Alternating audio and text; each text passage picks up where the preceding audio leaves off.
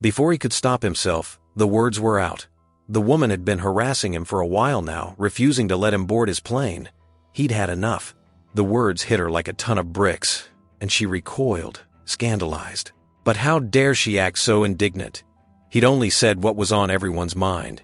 But how had this escalated so quickly? If you've been to an airport and flown at least once in your life, you probably already know what a stressful experience it can be. Delayed flights, long queues, lost luggage, and being singled out for a search at airport security can all get a person's blood boiling. But Emmett wouldn't have a problem with any of these. It was an entitled woman who was about to ruin his day. Emmett was on his way to the Dominican Republic. He had even planned to fly out the day before his birthday, so that he had more than enough time to celebrate and unwind when he arrived. But someone had their eyes on him as he stood in line to board his flight. She was determined to stop him. He watched the line shuffle forward, but then he heard a high-pitched voice coming from behind him. A woman's voice said, "Excuse me, excuse me," and then he felt her hand on his shoulder. Emmett turned to find out what this woman could possibly want, not realizing that he'd just entered the confrontation of his life. The woman blatantly gave Emmett a once-over, slowly and deliberately, looking him up and down and taking everything in. It was obvious to her that he wasn't meant to be here. She pointed her chin at the sign above her. Her mouth was almost a sneer as she spat out the puzzling words, but Emmett was mystified. "I believe you may be in the wrong place," the woman sneered. But before Emmett could correct her and explain that he was indeed flying first class, she told him to get out of line. Then she tried to get in front of him by rudely yelling, "Let us through!" Emmett tried to remain calm and defuse the situation. Was there something wrong with this woman? He looked at the woman, puzzled.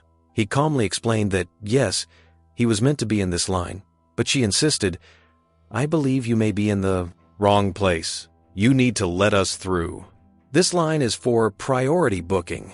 She didn't even try to hide the condescending tone in her voice. Emmett tried to reason with her, priority meaning first class, correct? But still, the woman wouldn't let go, but he would understand what she was really trying to say soon enough. "Yes," the woman snapped. "Now, excuse me, they will call y'all after we board."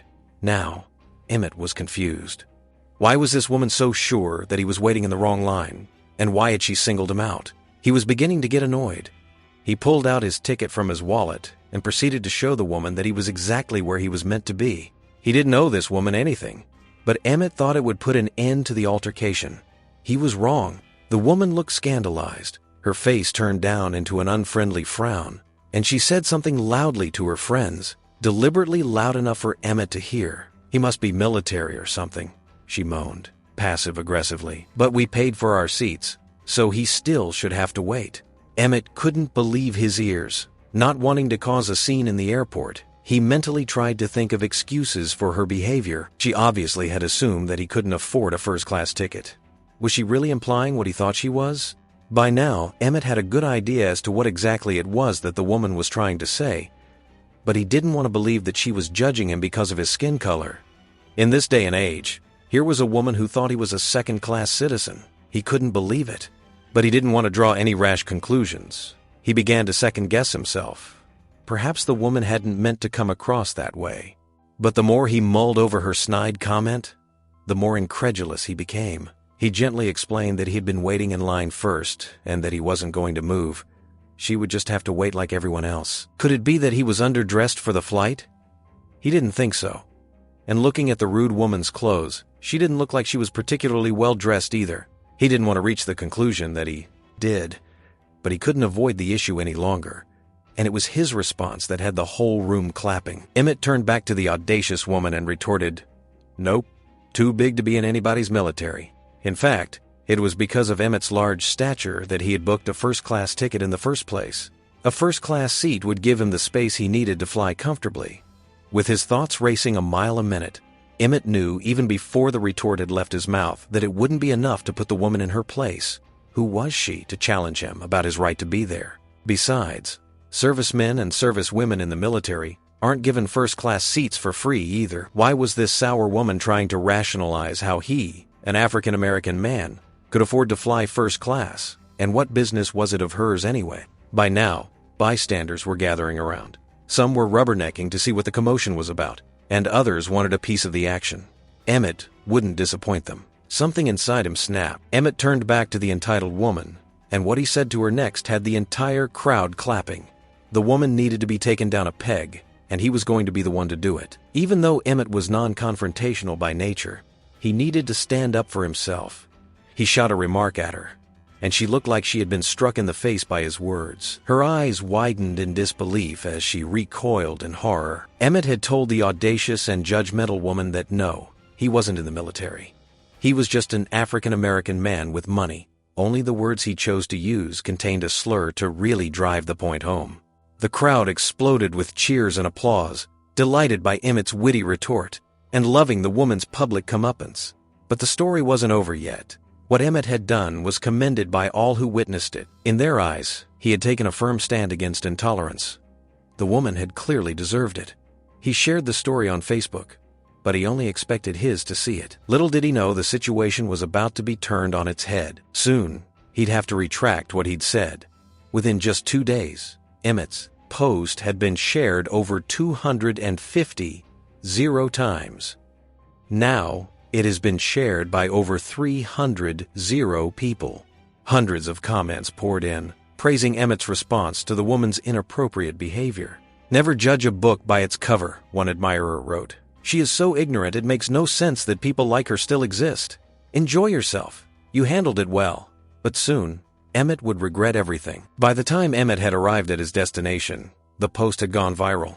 He couldn't believe how many times it had been shared, and how many people had commented on his story. So many people from all over the world commented on his actions. But instead of being thrilled about the publicity, Emmett was dismayed. Emmett believed that his post had gone viral for all the wrong reasons. "This racist stuff is definitely an issue, but this is not the solution to that issue," he wrote. He had had time to think carefully about what had happened while he was on the flight, but he knew just what he had to do about it. "It brings me no joy waking up in paradise," he wrote. On his 37th birthday, the day he was meant to be celebrating, he had found out he had caused another person to go through hell. There were also some people who claimed that his original post had been a fake. It was time to address these people as well. The story was definitely real, just like this issue is definitely real. But I now know that I myself should have handled it another way, or left it how it was, and not shared it publicly. Emmett knew that instead of discouraging intolerance in the world, his post was only highlighting it. It was time to be the bigger person. When dealing with people, I always try to stay on the side of right. So to make sure I never do anybody wrong, I try to always put myself in that person's shoes and ask, how would I feel if that person did this to me? Emmett wrote on Instagram. And if I was her this morning, I would be a total wreck today, and that doesn't help the situation, or her. It only makes them more angry and brings more drama. Emmett decided to put things right. "So I would like to apologize again to the woman I had. This encounter with yesterday. No matter how wrong your actions, you don't deserve this," he wrote in all caps. "I believe if you can't help nobody, at the very least, you should never do anything to hurt them." Unfortunately, the woman hasn't accepted his apology. But if Emmett had a chance to redo that day, he'd choose to be a force for good, even if the rude woman didn't deserve it.